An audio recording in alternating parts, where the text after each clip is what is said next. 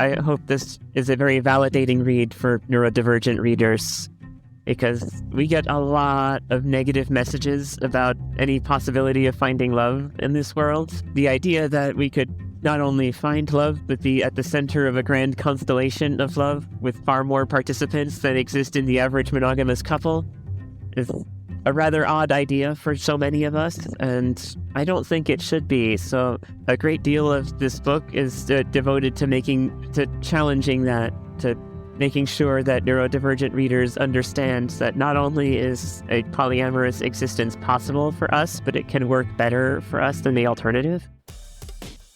Welcome to the Multiamory podcast. I'm Jace. I'm Emily. And I'm Dedeker. We believe in looking to the future of relationships, not maintaining the status quo of the past. So whether you're monogamous, polyamorous, swinging, casually dating, or if you just do relationships differently, we see you, and we're here for you.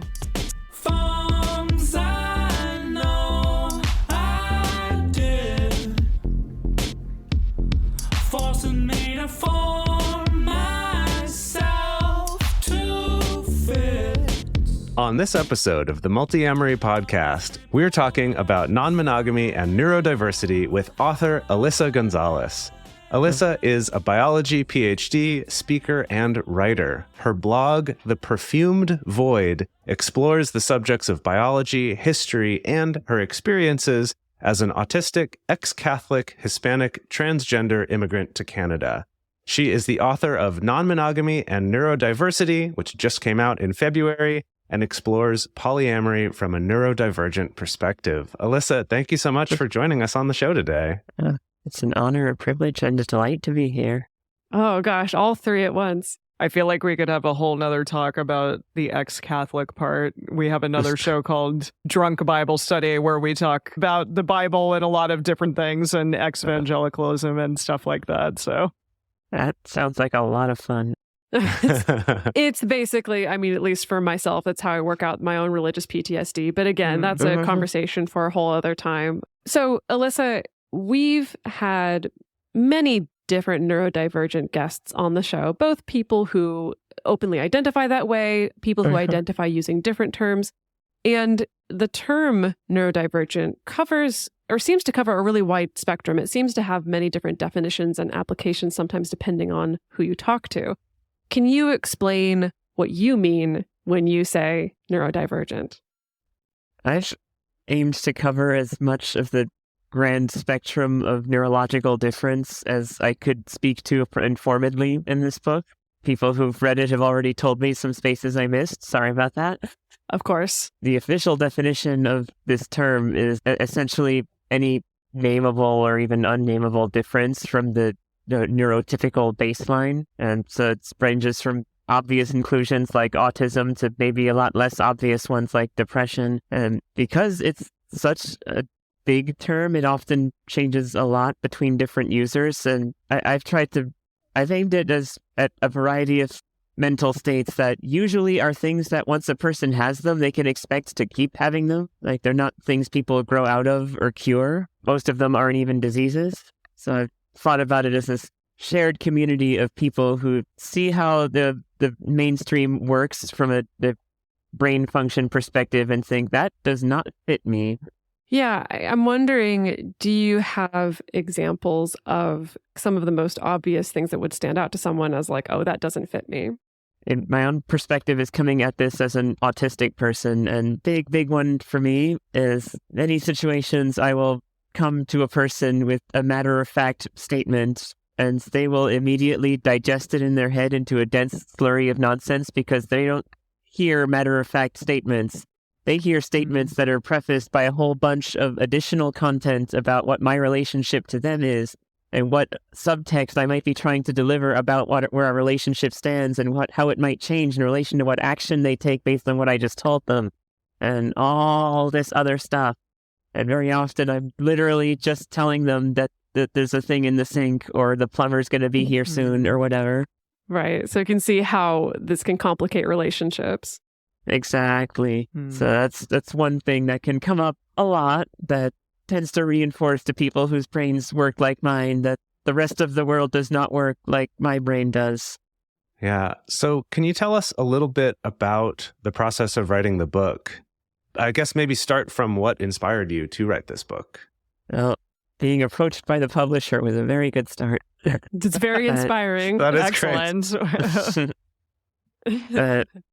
Big part of it is I inhabit the intersection of the words on either side of "and" in the title, and so I've had to confront a lot of realities about existing in both of these spaces. As a result of existing in both of these spaces and being a reasonably clever and observant person, I like to think, I noticed a lot of stuff, both made this life more challenging for me, but also made it feel like I couldn't possibly be any other way. Like, the things that make me brain weird, so to speak, also make me and others like me unusually well suited to the demands of being polyamorous. And it didn't feel like this insight was already out there and laid out in the way that felt sensible to me. So this was my opportunity to get this perspective into people's hands, and it felt important to do that. Now, you mentioned earlier that after already having published the book, already some people have reached out to you to say like, oh, you missed this or you missed that. And this seems like it might present a unique challenge in that overlapping identity, right? Where you said that, neurodivergence covers this huge spectrum of different ways that presents and shows up for people. And at the same time, the practice of non-monogamy also covers this huge spectrum of how people interpret that and practice that. And it seems like it's just setting up for inevitably someone to be like, wait, but you forgot about X, Y, and Z. I mean, how did you tackle that without writing like a 6,000-page book?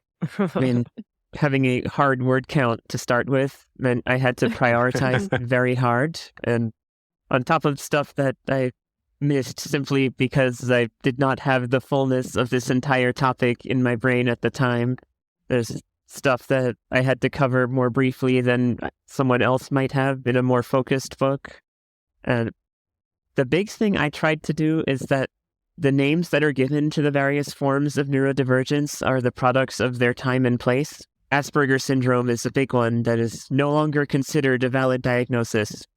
People that received that diagnosis can call themselves whatever they want, but it's been folded diagnostically into the autism spectrum. It is no longer given as its own thing. But those people still exist. The reasons that they got a diagnosis still happen to them. So I tried to sort this in particular based on the reasons that someone might read this book. The things about themselves that might cause them to recognize themselves as neurodivergent or that might present as challenges or opportunities within non-monogamy. I also find that ADHD and autism overlap a lot. I don't think science is done nailing down the lines between these yet. So lots of things get listed in online resources as ADHD experiences that feel autistic to me and vice versa, or only seem to happen when people feel both of those words apply. And it's just that morass would have been utterly pointless for me to dive into directly in this book, because it's Sure. It would not have been useful to categorize it like this is the ADHD section and this is the borderline section and so on. That's not why people come to a book like this. There are challenges and experiences that are individual that might lead someone to get one of these names, but that aren't the essence of them. So I sorted it with these symptoms and not diagnoses in mind, so to speak. Yeah, to go along with that, could you maybe tell our listeners a little bit about what they could expect from the book if they go pick it up, which I'm sure they're all rushing to go order it right now. But is this more of an intellectual exploration of these topics? Is it more practical advice? What can people look forward to with the book? There's plenty of practical advice in here, albeit brief. A lot of it will feel to readers more like these are the kinds of things you can look for in much greater detail than I could have covered somewhere else.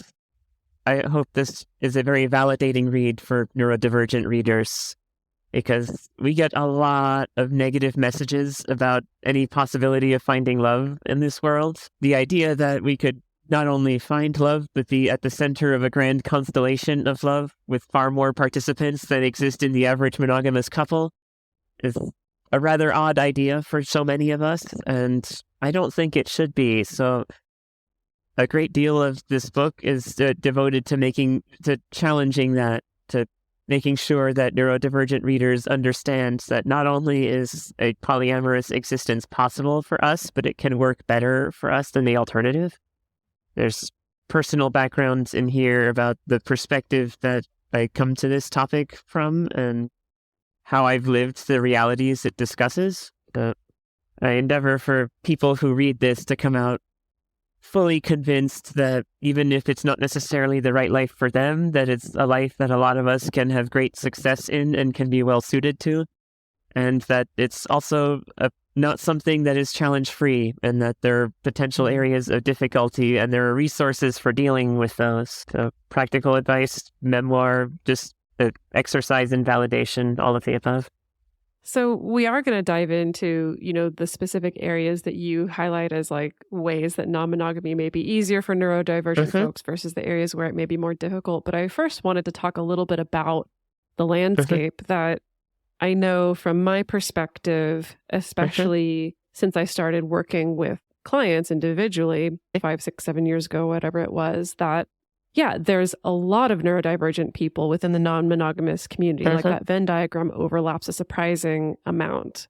And our researcher, who worked on this episode, dropped in our show notes this really interesting research study that showed that autistic individuals specifically were more likely to report being non-monogamous or open to non-monogamy compared to a neurotypical control group. Now, I mean, that's just one flavor of it, right? Like we don't have that same research study for, people who are ADHD. And like you said, like some of that gets a little bit difficult because the lines on these things are starting to get a little bit fuzzy.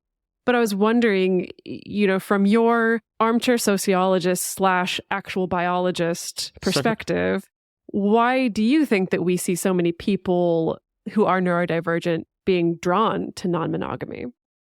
I find there's a sort of magnetism of strangeness that neurodivergent people inhabit almost continuously.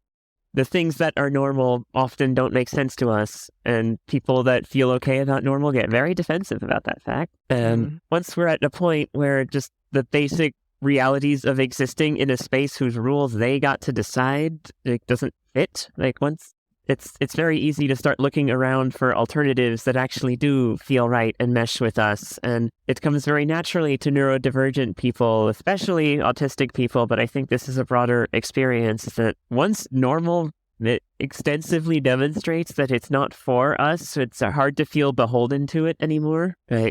People might accede to whatever amount of peer pressure they have to in order to function in society, but actually feeling invested in it, putting effort into sticking with norms that don't make sense and don't fit, we are a lot less likely to do that than neurotypical people, I think. So alternative lifestyles of basically every sort are absolutely chock full of neurodivergent people. In addition to not being terribly invested in a normal that is not serving us, we're much more likely to encounter a weird thing and think, yes, this feels amazing, and not, that's weird. They're going to think I'm weird if I do the weird thing. Normal wasn't prepared to treat us kindly in the first place. We have no reason to spend our time with it. That's funny because I feel like 5 or 6 years ago, reading an article that somebody wrote making a very similar argument about why there's such an overlap between geek culture and polyamorous culture or non-monogamous culture. And really basically identical argument that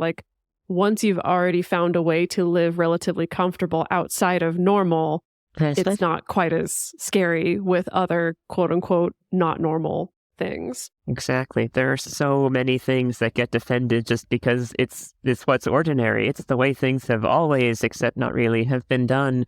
It's standard. It's a heuristic. It's easy because we can rely on a whole pile of assumptions going in. But a lot of neurodivergent people just almost literally did not get the memo on those assumptions.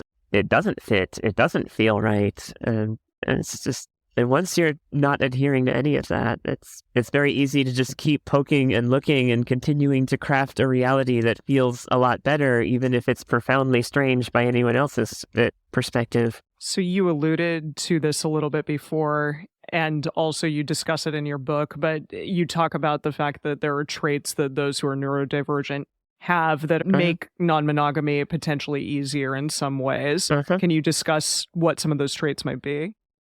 probably the top of the list, since we can probably retitle every podcast about relationships communication and it'd be accurate, is a lot of us have a variety of traits in how we communicate that are helpful when conversations can get tense and emotional and can no longer rely on obvious heuristics as shortcuts. You said you were very direct, and that makes a lot of sense to me, that being direct would be something that would be very helpful in a lot of situations, so that you don't have to think about all of what's going on internally, the minutiae, but more just this is what it is, and I'm telling it to you straight. Exactly. And it's not even just for autistic people necessarily, although it's probably the most overrepresented group that sees the word neurodivergent and thinks, yes, me. It's like if someone is dealing with CPTSD or something, that there can be very different reactions to emotional topics that lead to a different approach to communication that can be useful when the topic is tense and so on. Don't necessarily expect someone who's actively suffering to also be a very effective communicator, but the same tools that can help someone who has that condition can be very helpful when someone is having a conversation where a lot of old heuristics don't apply. As you were talking about that, what came to mind for me was I could see an appeal of this is a way of doing relationships where more explicit communication is front and center. That makes sense to me, so I want to do more of that. But I can also see that being, in a way, you're entering a type of relationship where the people who are doing it are really trying to learn to be more clear in their communication. So it's almost like by dating in polyamorous, non-monogamous spaces, you might be more likely to find neurotypical people who've done the work to try to be more explicit in their communication in a way that they might not have otherwise done if they were allowed to follow a lot of the defaults. I expect so. It's almost like you have a better pool that way. Can't confirm dating pool is much, much better for me. Polyamorous. Yeah, it's funny. In my practice, I would say the people that I work with, probably like 95% non-monogamous or some flavor of relationship weirdo. But I do get the occasional person who, knows that they're monogamous, and it's not necessarily default monogamy. They're like, yeah, I've tried a bunch of different relationship styles and I know that I want to be monogamous, but I want to not play games. I want to communicate honestly with people. I want to sit down, by our second date or third date and have a clear sense of like, what are we both interested in? Those are the people that I find have a lot of frustration, because it's like Jay said, it's like they're trying on this other way of being so explicit and matter of fact and front and center with communication, but still dating in a very like traditional kind of playing by default, mostly monogamous dating pool. And it's like, that's when I see like this biggest culture clash taking place. One of my dreams is for people like that to learn and memorize the phrase polysaturated at one. Yeah. Once people start talking like that, I don't think that the actual social institution that is monogamy really has a hold on them anymore. Fascinating. Even if they don't feel capable of sustaining more than one relationship. I love that idea. Like that, just that you can take all of the amazing things about polyamory and kind of wrap it in monogamy to a degree, but it's not. It's like going past that and going further, especially with communication practices being as specific and explicit as they need to be in non-monogamy. That's really cool. I actually was just having a conversation with my hairstylist, with my barber this morning, because I was, she asked what I was doing with the rest of my day. I said, I'm recording a couple podcast episodes. And so she asked, what's it about? And I explained some things, and she was asking questions. And I mentioned how I haven't had any long-term relationships since the end of 2019. And so the response she gives, which is pretty common one I get, is that, so you're essentially monogamous. Besides Dedeker, yes.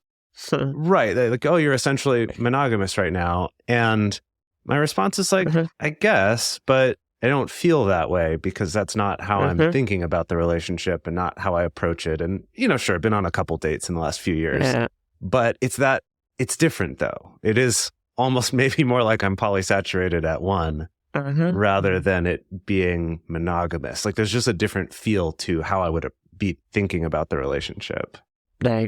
once a person is prepared to not go on some kind of fiery rampage when their partner starts dating someone else, that I don't think monogamy is the right word for that anymore. Interesting. Yeah. Interesting rubric. And I had to think about that a lot because I spent I had a big breakup at the beginning of 2022 and basically spent about a year in that quote unquote essentially monogamous phase and really grappled with that a lot of but I'm not monogamous again, like the way that I think about it, or like the conversations that you and I had, Jace, but talking about people who are hot, right? Or or what we're thinking about the next time we're starting dating again, all these things that to me don't read as like typical monogamy, but it's, I don't know, it's so funny how language starts to collapse and become less useful in that regard.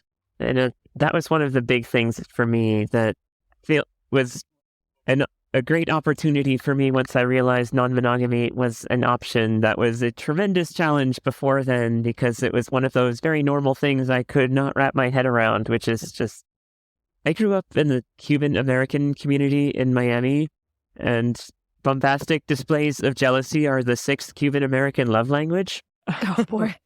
Goodness. And that was just not something I was able to give anyone I dated in high school, because as long as the time that I was actually spending with the person was continuing to fulfill me, I did not care what else they were up to. And it felt weird that whatever else I was up to mattered to them. And I could not wrap my head around it. To this day, it's something that I file in a weird stuff the neurotypicals do in my brain. Just could not fathom that something I did when they weren't even in the room that didn't affect them or have some indication that I had some awful value as a person or whatever, it would somehow jeopardize the relationship. Utterly alien to my psychology. And I think feelings like that are a lot more common in the neurodivergent space than anywhere else, even. Just this sense that things can be relatively neatly compartmentalized that way, that relationships are what they are, and that don't necessarily, and it doesn't necessarily change all my other relationships if I meet a new friend on the bus or start kissing this person that I've already been talking to for a long time or anything like that. It is in the polyamorous space, and in particular neurodivergent spaces, I find that this perspective feels most comprehensible to anyone besides me. Well, so to back it up and talk about other things, other baffling behavior that neurotypical people do. So I want to talk about flirting, which you do spend some time talking about in your book. And now what blew my mind and also was a great comfort to me is you mentioned that it's scientifically established that actually most human beings are bad at figuring out when other people are flirting. Can you talk a little bit more about that? The study I read was flat out worse than 50% odds. Like, it would have been better if everyone just inverted their diagnosis of the other person's behavior. What? Oh my gosh. Like, still not good, but better than what they were doing. Was this about someone evaluating if they themselves were being flirted with, or watching two other people and guessing if they're flirting or not? Evaluating other people's interactions with them, I believe, was the study. Wow, worse than 50%. That makes sense to me that they're really bad at it. Yeah, I feel like I'm bad at it. I'm assuming that this means, I guess, the classic problem that I guess all of us have, which is, are they flirting with me or are they being friendly? That basically, that's the marker where people across the board just cannot tell the difference. Yeah. And there's all these stereotypes in the lesbian community that, oh, she's just so nice. Yeah. We moved in together 6 months ago. Is this a date? Yeah, so how do you find that showing up? Because especially in non-monogamous spaces, there's a lot of complicating factors at play, right? Not only do we have the fact that in a lot of non-monogamous spaces, there's a lot of neurodivergent people who maybe interpret flirting / friendliness in different ways. Combined with, in non-monogamous spaces, there is often a little bit of this weird kind of, well, is everyone technically available? Like, or are these people being nice, or is it, So I guess I'm kind of wondering, like, how do you see people rectifying that, working through that? What are the main challenges that you've noticed? And everyone's got their own solution there.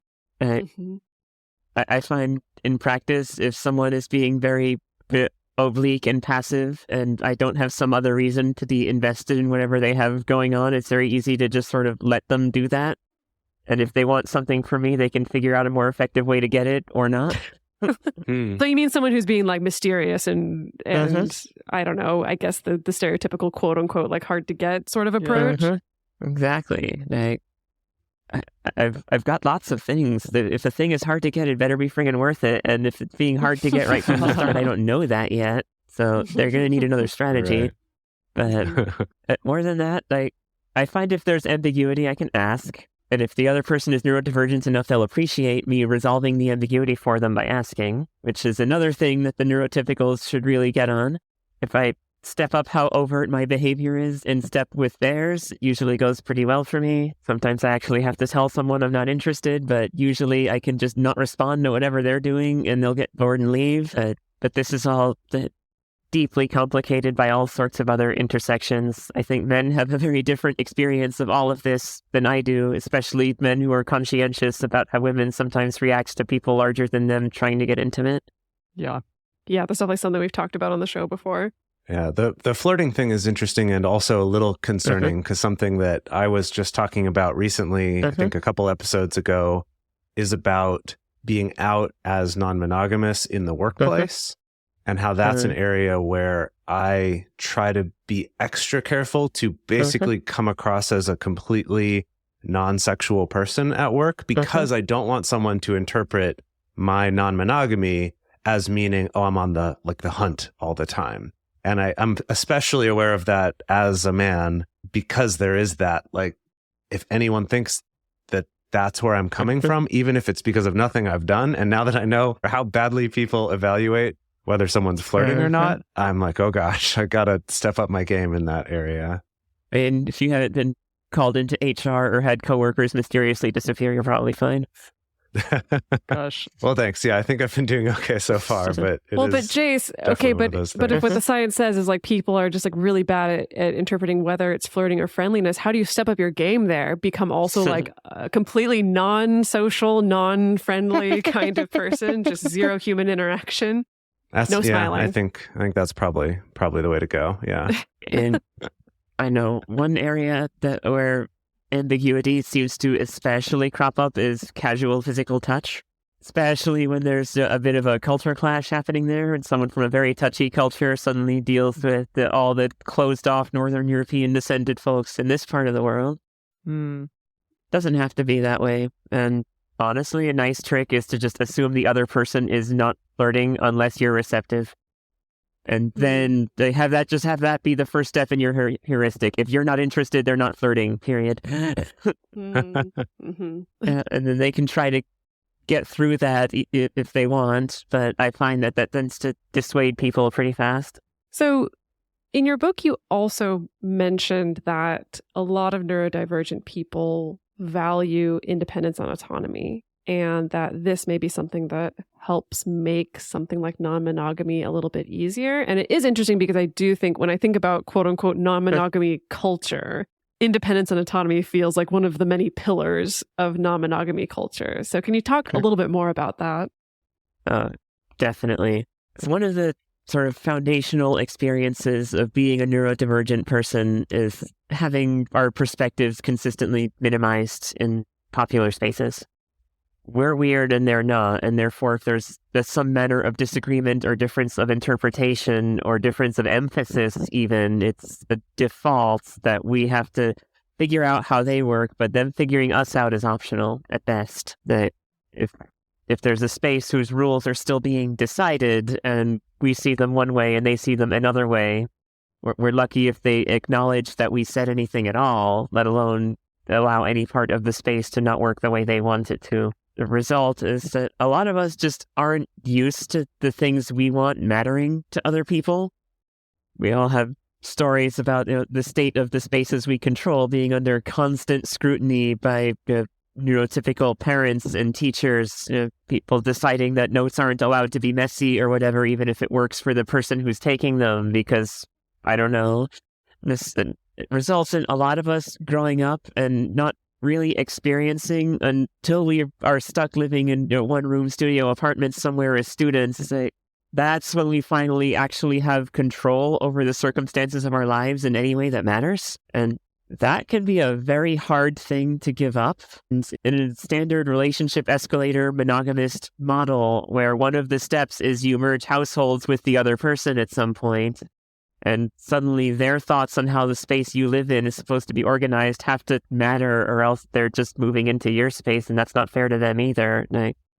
This can be very challenging to navigate because it can feel like losing all of that hard-won autonomy all over again.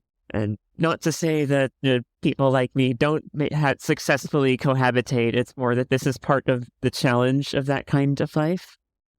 And certainly it can decide not to cohabitate or to have a designated space that is just yours in a relationship that happens to have only two people in it, and so on. Like, all of it is possible to navigate without opening a relationship. But in a model where every detail has to be individually hashed out because none of the old heuristics apply, this is a much easier conversation to have. In a model where there's multiple people that are supposed to have equal claims on a person's heart, it's a lot easier to justify not living with any of them, because living with all of them would be a lot more logistically challenging, and they might have their own things going on. And it's just, it feels a lot easier to handle as a neurodivergent person than I think it would otherwise, because of all these intersecting factors that end up coming into play here.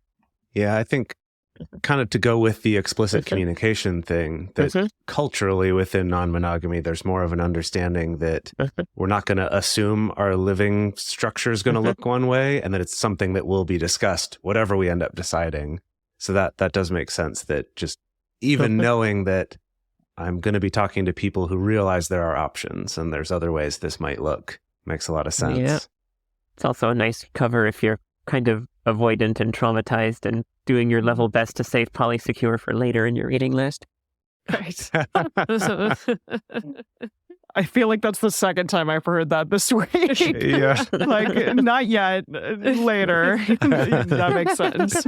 Yeah. We're going to go on to talk about some of the challenges that come up with neurodivergence and polyamory. But first, we're going to take a quick break to talk about some ways that you can support this show. If you appreciate this kind of content getting out there for free and want to help spread the word and keep this going for everybody out there, take a moment to check out our sponsors if any seem interesting to you, and to join our communities. We'd love to have you there. And we're back. So additionally in the book, kind of on the flip side of things that we were just discussing there, can you talk a little bit about the aspects of neurodivergence that could make polyamory more difficult? Specifically things like rejection, sensitivity, dysphoria, alexithymia, and stigma, things along those lines? Absolutely. Right. For all that, I think non-monogamy and neurodiversity are a match made in whatever place put peanut butter and jam together. It's definitely not all sunshine and roses. And in any environment where people are doing a lot of potentially tense interpersonal interaction, any challenges a person faces there can become magnified. So for someone who deals with alexithymia and has trouble identifying other people's emotions, or especially their own, conversations that deal with difficult emotions become a lot more difficult. So for people who react very strongly to any sensation of rejection and have brains that reach immediately to the idea that this is a wholesale referendum on their value as a human being, continuing to flirt with new people after you found your first one is a especially fraught experience. And entering into challenging relationship dynamics that can create a variety of new and unexpected emotions can also be quite challenging. So both of these situations can greatly complicate even ordinary life for a person that isn't transgressing any especially exciting cultural norms. But in an environment where you're already doing things that heuristics don't apply to and that involve a lot of emotions, it is especially important and helpful for a person to try to get a handle on those. The challenge that doesn't get enough attention in my experience, especially compared to those, is the idea that sometimes even for neurodivergent people, societal heuristics can be comforting. For a lot of us, the general way that normal society operates can be deeply unintuitive, even confusing. There can be things that are very difficult for us to wrap our heads around. In an environment like that, when someone gives us a nice, tidy definition, such as when you're in a romantic relationship, you do these things with that person. And if you do these things with that person, that means this is a romantic relationship. And when you're in a romantic relationship, if they do these other things, that means they don't want to be in it anymore, and so on. It's this large series of definitions where if the world is very fuzzy and confusing in your mind, having nice, tidy definitions to lean on can be very comforting. It's same as someone who's just learning a field of math for the first time. Can be like what the function does near infinity is what you call its limit. It's like what the function does at very high numbers is what you can call its limit. And you can recite that to yourself over and over again while you're in your Calculus 1 course trying to figure out the rest.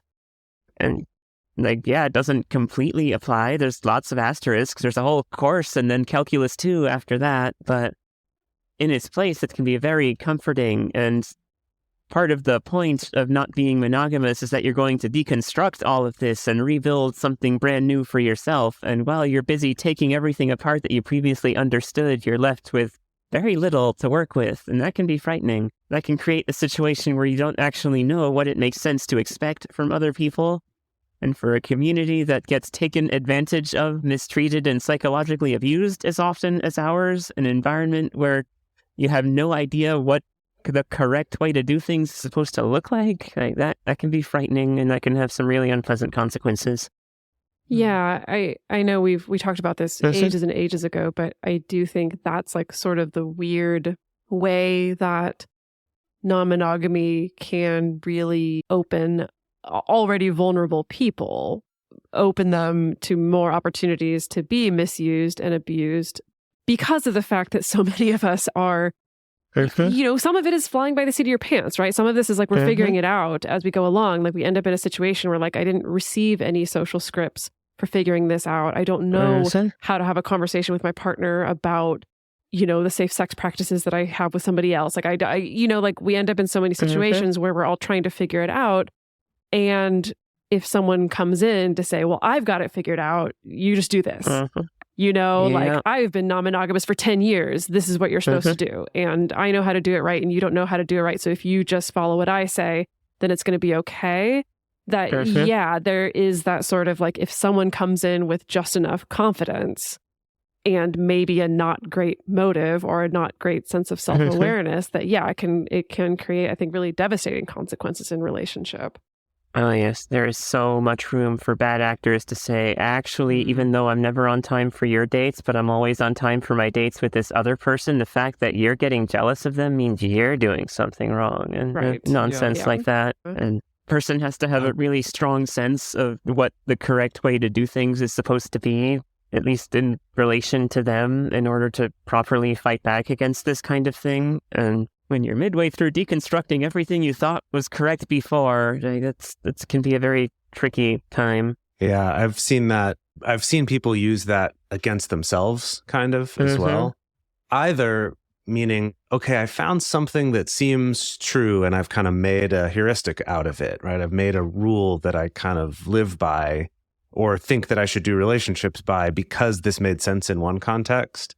But then in another, it doesn't. I mean, your jealousy example is a good one there of, oh, I was feeling all this jealousy before. That was my own thing to deal with. And it was just because I was doing something different than I was used to. But then you're in a situation where maybe that jealousy does make sense and that is justified and that is motivated. But you already came up with that heuristic. And that's a difficult thing for people to figure out. What's that balance between, okay, I've got to figure out some new models of what good and bad looks like so that I at least have a sense of, is this a really shitty situation I'm in or is this okay?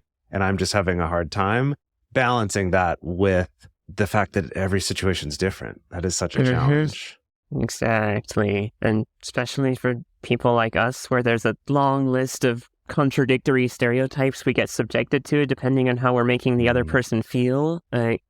standing up for oneself in an environment like that can be difficult because there's always a stereotype ready for whether we're the doormat or not. And it's a lot to deal with. And if one is dealing with a person where assuming good faith no longer seems appropriate, that can be a hard situation to be in and a hard one to get out of. And it's important to me that people don't get to the end of this book and think everything is easy, and that they don't get to the end and think everything is impossibly hard, but emerge with the reasonably clear impression of what it can be like and the fact that it's both possible and can be wonderful if things line up.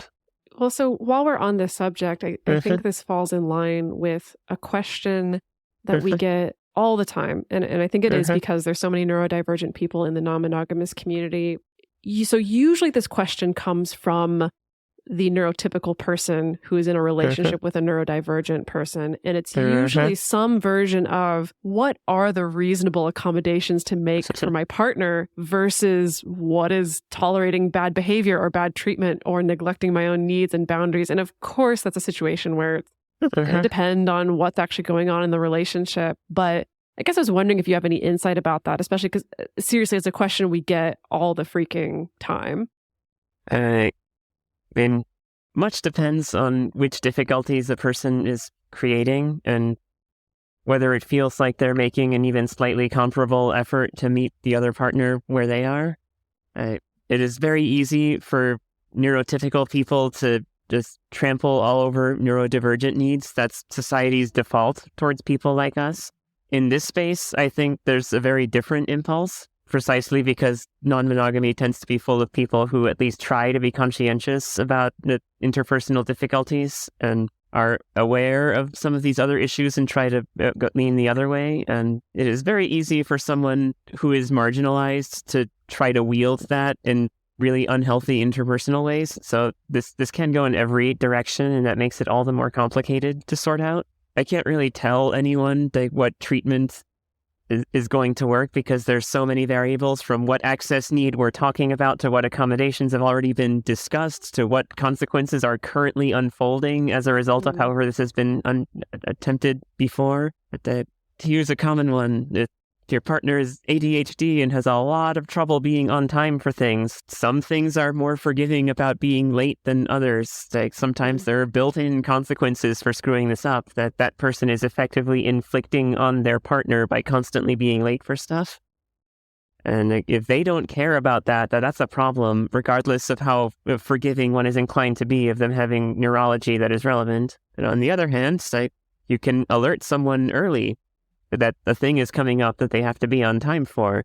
You can figure out how early is uselessly early and not give your reminder then. There are ways for people to meet each other where they are in these matters, and it won't always work because humans are awful, chaotic creatures that refuse to have the digital precision I wish they did. Others, I get very particular about my schedule at home, and I get squirrely when I can't clean at the specific schedule that I want to clean on. I have learned that sometimes I have to skip a weekend because people insisted on putting things on both days in the dang weekend, and I can't spend one of them dealing with all the cat hair in here. In general, I find neurodivergent people are used to accommodating neurotypical people because that is what this world assumes, and there's so many more of them, and we went ahead and let them make all the rules for some bloody reason. But in a relationship, it has to go both ways. I'd be lying if I said I was perfect at that, even though I just wrote a book about relationships. But clearly writing a book about relationships makes you perfect at them. Exactly. That's what everyone should know. That's a total lie. We're not either. I guess I was curious for yourself, is it easier to date people who are also neurodivergent just simply because you're coming from a shared, to a degree, set of experience? I think I have to go 3 or 4 layers of metamorphs deep before I find a neurotypical person in my extended polycule. Got it.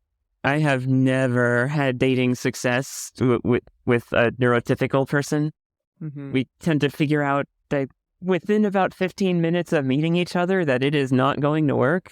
We can tell, and the other person's just on the wrong wavelength, so to speak. I am amazed that anyone makes that combination work. kind of an extension of that, you mentioned in your book the stigma and tropes that exist around neurodivergence and the way that you see those things showing up in non-monogamous spaces. So can you give our listeners sort of an overview of what that looks like? Unicorn hunters love manic pixie dream girls. Holy hell. Sure. Got it. Yes.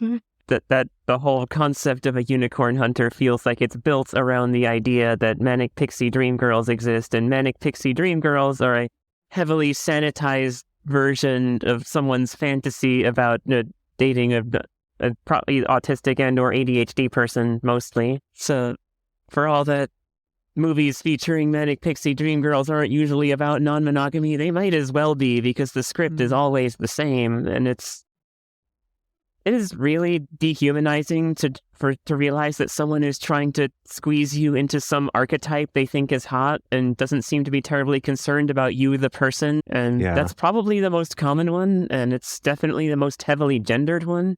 Certainly. Are there any others? I think I mentioned 4 of them in here. The one that is perhaps the most personal for me is this idea that gets aimed at autistic people a lot, that our emotions are fundamentally inaccessible to anyone else, and that we're cold, robotic, reptilian monster people. Therefore, we're too logical to be trusted with emotional intimacy, or obviously we're into something as bizarre as non-monogamy because we're so weird and robotic and unemotional, as if we're not signing up for dealing with so many more people's emotions this way. It's contradictory in every way that matters, and at its core is the idea that if someone is neurodivergent, you can think of them as less human, and that'll make them make more sense. And it's exactly that sickening, and there's not really a way to deal with a person who thinks that way. If you're lucky, them having a friendship with you will help them realize that no, you're an actual person, you're just different. If someone thinks that about people like you, and they haven't already reached but you're not like that stage, then you're not going to get any further with them. I've dealt with so much of that. Like, every time I try to assert an unconventional need, I have so many memories of younger me having anything I wanted get dismissed with rhetoric along those lines. Yeah. To go along with that, to start wrapping this up, what are some effective actions that you've seen people take to either make more neurodiversity affirming events and spaces like that, or even maybe especially thinking outside of just non-monogamy, but even more generally? Big one is, in a big noisy event, have a quiet room. Yes, amen. Thank you. Yeah. Please. There's just about every kind of neurodivergence I can think of, from CPTSD to borderline autism, ADHD, bunch more that aren't coming to mind right now. We all appreciate having a chance to get away from sensory overload, or just not deal with people for a while, or that last presentation was really emotional. We don't feel like crying in public, so we're going to take a break now. And that space doesn't have to be the bathroom. Having just a nice, cozy place set aside somewhere for people to not be around the hustle and bustle of the event, whatever the topic is nice.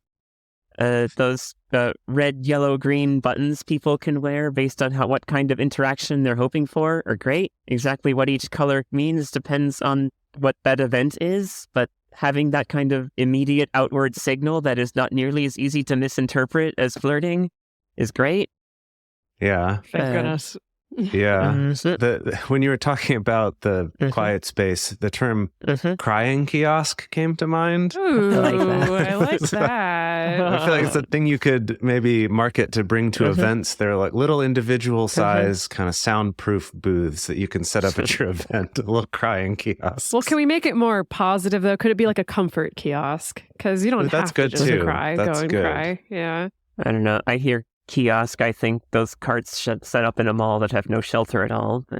That's true. We maybe needed I just to have be the wrong picture more of what of a kiosk is in my head. Right. It's gonna be like a nice, sheltered, comfy space.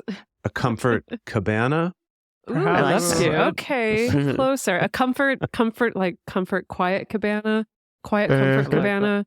Oh, we're gonna work on it. Yeah. Okay, we'll figure it out. But the top level thing that can be done to make neurodivergent people in general feel good in a space is establish a social norm where if someone is being harmlessly weird, you do not be awful to them about it. So much of the nonsense that neurodivergent people deal with is the fact that even people who say they don't have problems with neurodivergent people do not hesitate to make their negative opinion of weird people known. And these are heavily overlapping groups. It's just a matter of them not already knowing that a person has a name for the kind of weird they are, and the ordinary mainstream thinking that if the kind of weird they are doesn't have a name, it's okay to make fun of them. Yeah, I mean, weird can look a lot of different ways and be there for a lot of different reasons. Exactly. That's interesting to think about spaces where everyone's there together because they're all weird in one context, but then to be shitty to someone who's weird in a different way. Yeah, exactly. Like, so much of the nonsense furries deal with falls under this kind of category, I think, to say nothing of just how much overlap there is between us and that community. Right. Yeah. That's true. Yeah. Well, Alyssa, this has been a fantastic conversation. We so appreciate your time.